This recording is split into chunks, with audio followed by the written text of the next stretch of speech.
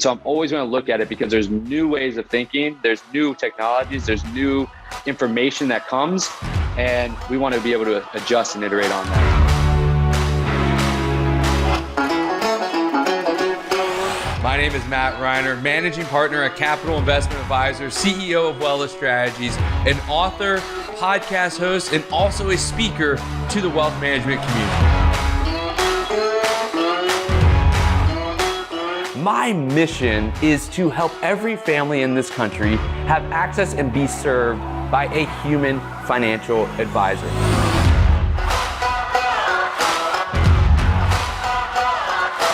That we all have to live in the moment and not try to force progress too quickly. Let it happen and commit to a long-term strategy in your life, in your business, and in your investment portfolio.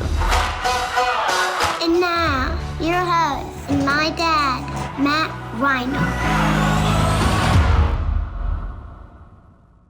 Welcome to the FutureProof Advisor podcast. And today, we are going to look at a skill that is necessary for our rapidly evolving industry. And it's not what you think. We're going to dive into why each action breeds new insights and how the simple act of doing something transforms not just our results, but our capacity to do even more. In a world that's always changing, I think it's something that's super important. And I think that the entire industry thinks of this one way, and I hope to change the way we think of it, is that the relationship between ideas and actions, I think, is viewed backwards. Most of us believe that inspiration strikes first, and then we act. That moment in the shower that then spurs an action. We wait for that perfect moment, the perfect plan, the perfect situation, the perfect conditions, and we think clarity precedes action. But neuroscience really reveals something startling. Execution itself, action itself, becomes the primary catalyst for new ideas and sustained innovation. It's this idea that action doesn't just implement inspiration, action creates inspiration. You know, I always think about it, right? When was the last time you had a breakthrough insight while you're just sitting there perfectly still doing nothing? But if you compare that to the revelations that hit you mid-conversation with a client or a friend, or while you're really going through a real problem, or you're out in nature walking, you have ideas that are generated. And what all of the research shows is that our brains activate 5 to 7 times more regions during action than during mental simulation alone. Mental simulation being this idea of just sitting and thinking. That when we are taking action, when we are doing, our brain starts to work better, more connected, more together, more impactful. When we act, we don't just use that analytical side of our mind. We engage our entire minds. We have embodied cognition, this idea that thinking and doing become inseparable. And what this means and why this matters for us in wealth management is that our industry is built on this idea of careful analysis and risk management, this idea that we can't act without perfect information, that it feels dangerous to do so, neglectful to some extent. And the paradox we're facing is in a world that's changing faster than ever, endless analysis has become the riskier choice. It takes longer. We're not learning as much. And so today we're going to explore 4 key insights that I hope will transform how you think about execution. We're going to first uncover why our brains are wired to avoid action. And it's not just fear of failure. It's something much more fundamental.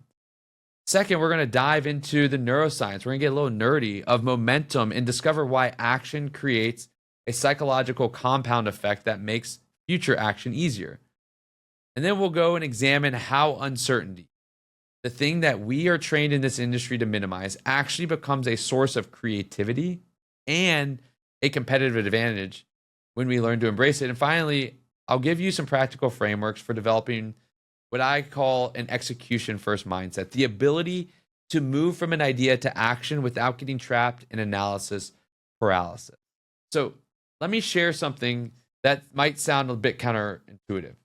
The biggest risk in wealth management today isn't making the wrong decision. It's making no decision at all. And a lot of us are sitting on our hands trying to figure out where we need to go. Because we live in an industry that has always rewarded careful thinking. Our training has always shown us to analyze, evaluate, and minimize risk. These are valuable skills. But what these skills have taught us, just like all skills have unintended consequences, these skills have unintended consequences because we've been so good at spotting potential problems that we've forgotten how to spot potential opportunities. Most wealth managers, most people have all of these ideas that are in their heads, whether it's to start a new business, a new way to service a client, whatever it may be, a new technology they want to build or try. But those ideas stay in their head. They don't take it from idea to action. And I've always been curious as to why is that? And it's because we've been trained to believe that smart people think everything through completely before acting. We've internalized the myth that successful professionals have it all figured out before they start. But that is not how breakthrough thinking actually works. Real innovation happens through what is known and what we all have heard about. It's called rapid experimentation. This idea, the willingness to test ideas quickly, learn from the results, and iterate. This is how some of the most innovative, forward-thinking companies in the world have built products that we use that have revolutionized our way of life. I mean, for instance, Amazon runs thousands of experiments every day. Most of them fail. But Jeff Bezos understood something crucial, and that was that if you double the number of experiments you do per year, you're going to double your inventiveness. The magic is not in getting everything right. The magic is in creating a system where small failures teach you some really big lessons. And I can share a moment that really changed how I think about action. I remember it vividly. And the team in this room helping me produce this probably remembers it vividly. It was 2016, and I was deep into building our technology business. Our CMO at that time had this idea that what if we followed the team around with a camera and showed the entrepreneur journey of starting up a business? Just document what we were doing, capture the behind the scenes reality of building a company. And so we did it. The footage was incredible and inspiring. I found myself wanting to do more video. And so I had this vision for creating real video content with me in there, something thoughtful, something that would help other entrepreneurs navigate the challenges we were facing. And I spent weeks mapping out what I thought the perfect show would look like. I researched the different setups, studied successful business channels, and I planned different episode formats. I had this detailed notes about, how I want the screen to look, talking points. I had this like sports center vibe I wanted. And I finally decided to record the first episode. And it was a disaster, a complete disaster. The format was wrong. My energy felt forced. I kept stumbling over words I'd written myself. And halfway through, I realized I was trying so hard to sound professional that I'd forgotten to sound human. The video, let's just say, never saw daylight. It was that bad. I think we have it on some hard drives. Maybe if you email me, I'll send it to you. But it never saw daylight. But what happened was something unexpected happened. That was a failure. But as I watched the footage back, cringing at every awkward pause and just the whole thing, I realized something. I wasn't terrible at being on camera. I was just terrible at pretending to be someone else on camera. And there was this moment, maybe 30 seconds in the middle, where I had forgot about the script and just talked directly to the camera about a challenge that was going on. And it was in that moment that I saw myself and I actually felt completely natural, comfortable, like I was just having a conversation. And it was that terrible first video that revealed something I never would have discovered through planning. I had an ability to connect with people on camera when I stopped trying to perform and started trying to share. The realization launched everything that followed.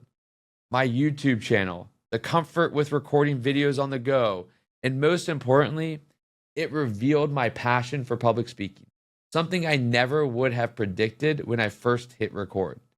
I didn't start making videos thinking I'd become a speaker. I evolved into it through action. Each video I've done in my career has taught me something new about what I was actually good at, what energized me, what felt authentic. The action didn't follow a master plan. The action revealed the plan. That's the importance of action. So let's start with a truth that can be surprising, but it's people aren't actually afraid of failing. They're afraid of feeling. Research reveals what we all know it, fear of failure. Research shows that this is really just emotional regulation in disguise. When we avoid taking action, we're not making a rational risk assessment. We're protecting ourselves from the emotional experience of feeling like a failure. And this distinction is crucial because it explains why even low-risk actions feel overwhelming. Your brain doesn't distinguish between actual danger and emotional threat. When faced with uncertainty, your amygdala in your brain activates the same fight or flight response that kept our ancestors alive when facing predators. But here's where it gets interesting. This threat response doesn't just make us cautious, it actually impairs our ability to accurately evaluate risk and reward. When anxiety spikes, our dopaminergic, yeah, that's a very scientific word, system, it gets disrupted. This is the same area that is our dopamine hits where we get excited. And it makes everything feel more dangerous than it actually is. It puts us on high alert. Think about the last time you hesitated to try something new with a client, maybe a different investment approach or a novel communication strategy. That hesitation probably wasn't based on careful analysis of what could go wrong. It was your brain screaming danger, even though the actual risk was minimal. We think that risk is going to lead to all of our clients never wanting to meet with us again, firing us, and then us having no income, no job, and ultimately having to go with our family on the street. Those are the hurdles that our brain goes through. It creates what psychologists call analysis paralysis because we don't want that end state that we get to of our family being on the street without a house. But the thing is that it's not about analysis. It's about avoiding the discomfort of uncertainty. We don't need more analysis. We are just avoiding and procrastinating the discomfort of uncertainty. And the breakthrough comes, though, when you realize that discomfort isn't data. Just because something feels scary doesn't mean it is scary. The feeling is real, but it's not necessarily accurate. Here's a practical example.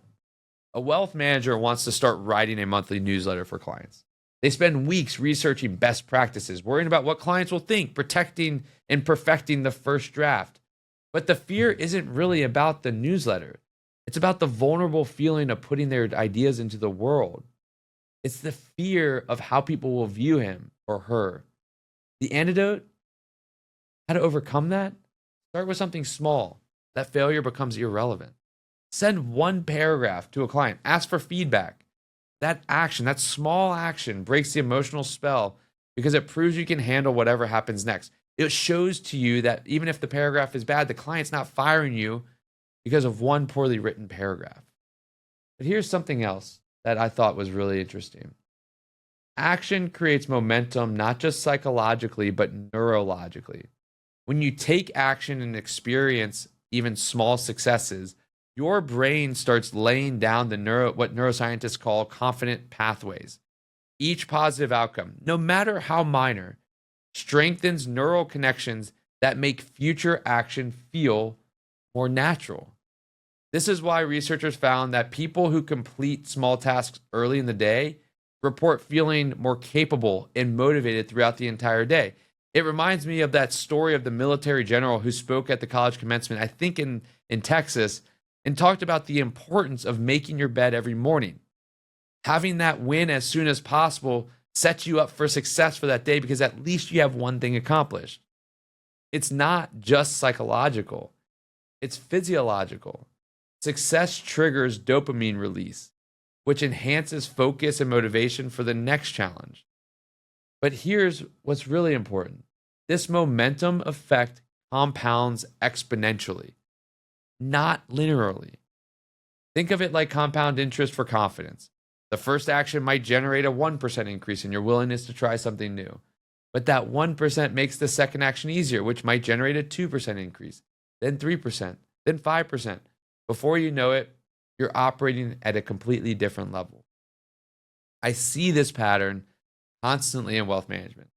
An advisor tries one small technology improvement, maybe automating their client check-in process, using digital account opening or scheduling with Calendly or something of that nature. And it works. And then suddenly they're experiencing and experimenting with something new, like a new aspect of their portfolio management software, or a new software altogether.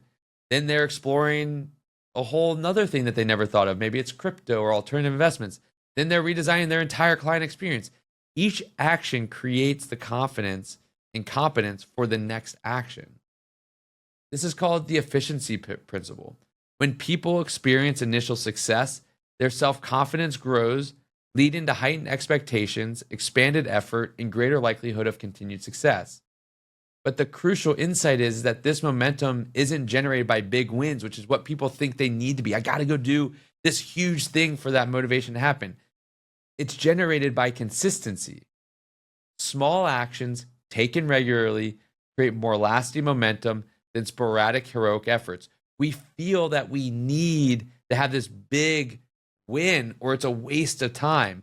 We can't see the future of what is to come. We need that instant gratification of what is today. And you can consider this. Would you rather have a client relationship that improves 50% once or 1% every month ongoing? I want the consistent 1%. The return on the initial 50% wanes as we get further away from it, and there's nothing else to look forward to. Small impacts, though, continuously allow for these small feel-good moments, and they build on each other, making a big impact longer term. And the same principle applies to your professional development. The advisor who experiments with one new idea every quarter will, over 3 years, have tried 12 new approaches. Even if half of those fail completely or miserably, they'll still have 6 new approaches, tools, whatever it is, in their arsenal. Their competitor who spent 3 years planning the perfect strategy will still be planning. I can guarantee that. This is why action breeds action. Action breeds new insight breeds new action, and it's this revolving circle. Each experiment builds the neural infrastructure for your experimentation itself. You literally become a different kind of professional, one who defaults to trying rather than analyzing. And then I want to move and challenge something that's fundamental, the idea that uncertainty is bad. Our industry teaches us to eliminate uncertainty wherever possible. We stress test portfolios, run Monte Carlo analyses, and create comprehensive financial plans. This is important work, don't get me wrong, but it's created an unintended side effect. We've started to believe that uncertainty itself is the enemy. And research reveals the opposite. Studies show that people who tolerate uncertainty demonstrate superior mental health, handle daily stress more effectively, and here's the kicker, consistently outperform those who seek constant predictability. Why is this? It's because uncertainty is where opportunity lives. Think about every major advancement in the world, and we can talk about just specifically in wealth management. Fee-based planning, index investing, robo-advisors, digital paperwork, each began in a space of tremendous uncertainty. The professionals who embraced that uncertainty early gained massive competitive advantages over time. But here's what's really fascinating. Uncertainty doesn't just create opportunity, it creates creativity. When our brains encounter unpredictable situations, they activate what neuroscientists call the creative network cooperation. Networks in your brain that usually work separately, they start to communicate, generating novel connections and insights. They start working together. You've got to understand the brain to figure out how we overcome what holds us back. This is why I love psychology and neuroscience so much. But this creative network cooperation is why breakthrough ideas rarely come during routine activities. They emerge when you're navigating something new, something unfamiliar, something challenging. And I mean, I learned this lesson really, vividly during the 2020 market volatility. Advisors who had spent years perfecting their communication strategies suddenly found those strategies inadequate. The uncertainty was terrifying, but it was also liberating. Advisors started experimenting with daily market updates, video calls with multiple family members, virtual financial planning sessions, webinars, Zoominars. Some of these experiments failed spectacularly, but others revolutionized how they serve clients, and they're still using it today. And the advisors who thrived weren't those who had a perfect pandemic plan, because nobody had those. They were the ones who got comfortable saying, I don't know what will work, but let's try this and see. That comfort with uncertainty became their competitive advantage. While others waited for clarity, they were learning through action. They were gaining insights that you could never gain from planning. And these principles apply beyond crisis management. Every meaningful innovation in your practice will require venturing into uncertainty. The question isn't whether you'll encounter the unknown, it's whether you'll see it as a threat or an opportunity. And you can try this framework. Instead of asking, what if this doesn't work? Try asking, what might I learn that I couldn't learn any other way? That simple reframe transforms uncertainty from an obstacle into a laboratory. You're not risking failure. You're investing in discovery. And the professionals and the teams and the leaders who master this mindset don't just survive change, they anticipate it, shape it, and profit from it. That's what we all are trying to do. And I'll tell you, the one thing that is going to be constant is change. That's why I find this to be such a interesting and valuable topic for us, because our industry is not going to be the same in 5 and 10 years as it is today. So we've got to learn this. And so to help with that, I want to share a simple framework that can help you evolve. And it's the idea of treating actions as experiments rather than commitment. When you approach a new idea as an experiment, something within your brain shifts. Experiments are supposed to generate data, not perfect outcomes. And what this does is it removes the pressure that paralyzes most people before they start. And here's how it works. Instead of asking, should I start offering financial planning to younger clients, you ask, what's the smallest experiment I could run to learn whether your younger clients value financial planning? You see the difference? The first question demands a perfect answer, while the second question just needs a testable hypothesis. Maybe you invite 3 younger clients to a casual coffee discussion about their financial goals. Maybe you create a simple 1-page financial planning overview and see who responds. Maybe you create a simple ad and put it on LinkedIn or Facebook and see how many people sign up.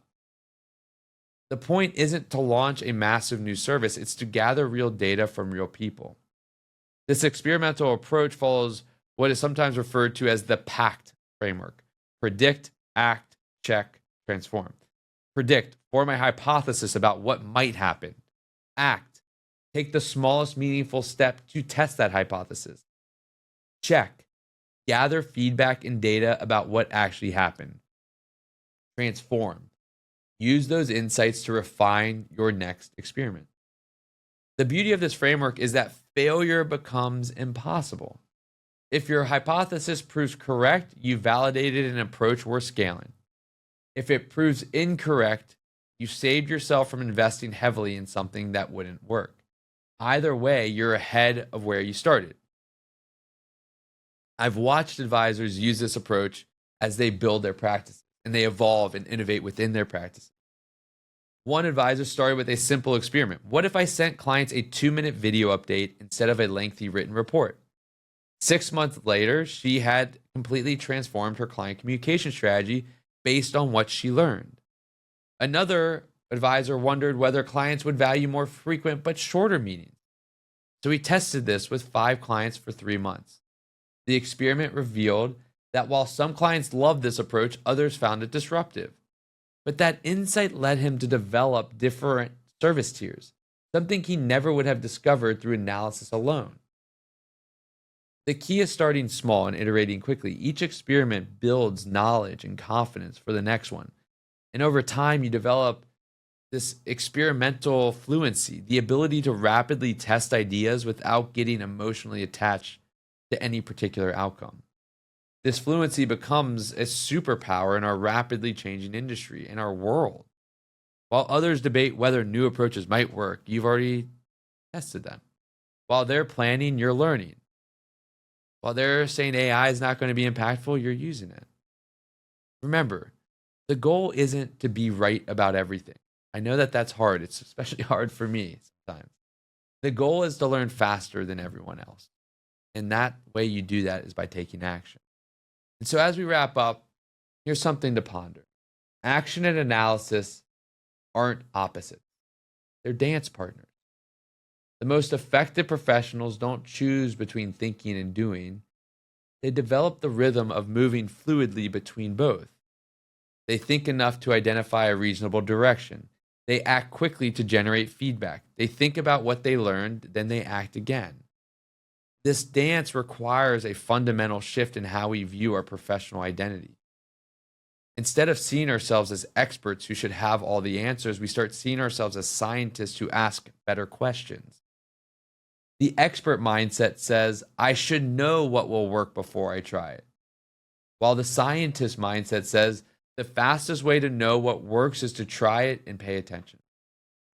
In a world where change is happening faster than analysis can keep up, the scientist mindset isn't just more effective, it's more honest. None of us can predict the future with certainty, even though some people out there like to try. But all of us can learn to navigate uncertainty with confidence. And that confidence doesn't come from having perfect information. It comes from trusting your ability to adapt, learn, and iterate based on whether or whatever you discover. And this is the real competitive advantage. Again, it's not about being right more often, but being wrong more quickly, learning more efficiently, and adapting more rapidly than anyone else. We started this entire podcast with a simple premise. Each action breeds new insights, but we've discovered something deeper. Action doesn't just create momentum, it creates capability. Every time you move from idea to execution, you're not just accomplishing a task. You're building the neural pathways, the psychological resilience, and the practical experience that makes future action easier. In our industry, we need this.